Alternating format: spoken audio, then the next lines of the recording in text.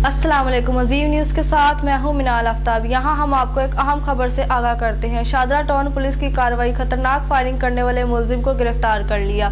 मुलजिम को फायरिंग करते हुए मौके पर गिरफ्तार किया। मुलजिम शुएब शहबाज की फायरिंग से इलाके में खौफ व हिरास फैल गया। मजीद जानते हैं अपने नुमाइंदा नबील इम्तियाज से। जी नबील, बताइएगा क्या तफसीलात हैं?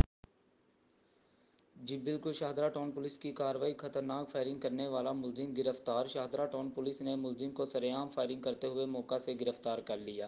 मुलजिम शुएब शहबाज की फायरिंग से इलाका में शदीद खौफ हिरास फैल गया। मुलजिम के कब्जा से नाजायज़ असलहा, पिस्टल, चलीदा खोर और गोलियां बरामद। मुलजिम के खिलाफ सीधी खतरनाक फायरिंग और नाजायज़ असलहा रखने पर मुकदमा दर्ज कर लिया गया।